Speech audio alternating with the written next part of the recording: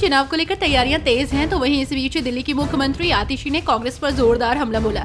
उन्होंने कहा कि हमें आधिकारिक सूत्रों से पता चला है कि बीजेपी कांग्रेस के उम्मीदवारों की फंडिंग कर रही है। इसमें संदीप दीक्षित, फरहाद सूरी प्रमुख है, जिन्हें बीजेपी से करोड़ों रुपए का फंड आ रहा है।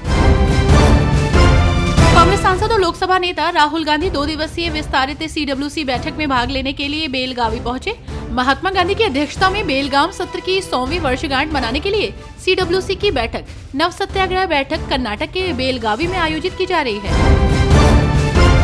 पटना में प्रदर्शन कर रहे BPSC अभ्यर्थियों पर हुए लाठीचार्ज पर RJD नेता मनोज कुमार झा ने कहा, सबूत है कि कई जगहों पर 50 से 45 मिनट लेट से परीक्षा ली गई, लेकिन वक्त पर पेपर ले लिया गया।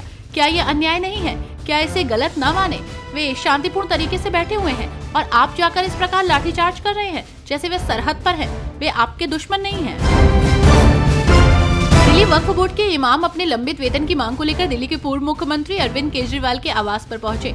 इस दौरान ऑल इंडिया इमाम एसोसिएशन के अध्यक्ष मौलाना साजिद रशीदी ने कहा कि कई महीने की सैलरी रुकी है, हम सैलरी की मांग को लेकर आए हैं। हमारी 17 महीनों की सैलरी दे दीजिए। जितने इमाम हैं ये सारे परेशान हैं। RJD नेता मलूक नागर ने आम आदमी पार्टी पर तंज कसते हुए कहा कि आम आदमी पार्टी ये कह रही है कि अगले इलेक्शन में अगर हम जीत जाते हैं तो 2100 रुपए हर लेडीज को देंगे। साथ ही साथ अखबार में दिल्ली सरकार उसका खंडन करती है, तो उससे तो बहुत ही बेहतर बात है कि दिल्ली के पूर्व मुख्यमंत्री साहब सिंह वर्मा जी के द्वारा चलाई गई NGO उनके बेटे चलाकर अगर किसी गरीब की मदद करते हैं तो इसमें बुराई क्या है।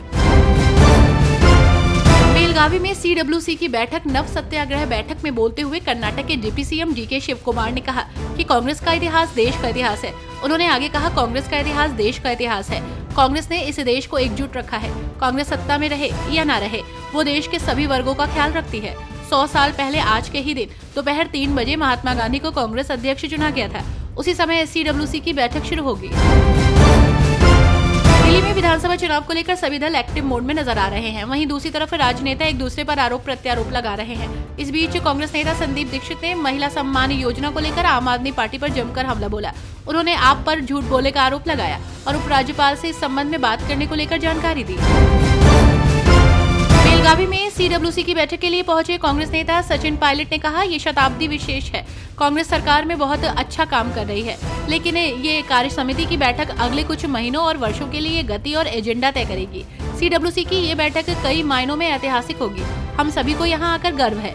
भारत गठबंधन मजबूत है और कांग्रेस नेतृत्व आगे बढ़ने और राजनीतिक विरोधियों से मुकाबला करने के बारे में निर्देश देगा। महाराष्ट्र में बांग्लादेश से आए 17 अवैध प्रवासियों की गिरफ्तारी पर बोलते हुए बीजेपी नेता किरीट सोमैया ने CM देवेंद्र फडणवीस की सराहना की। उन्होंने कहा, मैं CM देवेंद्र फडणवीस के इस फैसले का स्वागत करता हूं। उन्होंने पूरे महाराष्ट्र पुलिस से ATS और जिला प्रशासन को बांग्लादेश से आकर यहां अवैध रूप से बसे रोहिंग्या मुसलमानों के खिलाफ सख्त कार्रवाई करने का निर्देश दिया। मुझे लगता है कि आने वाले दिनों में इस पूरे रैकेट का भंडाफोड़ हो जाएगा। अरविंद केजरीवाल ने 23 सितंबर से महिला सम्मान योजना और संजीवनी योजना के लिए रजिस्ट्रेशन की शुरुआत की है।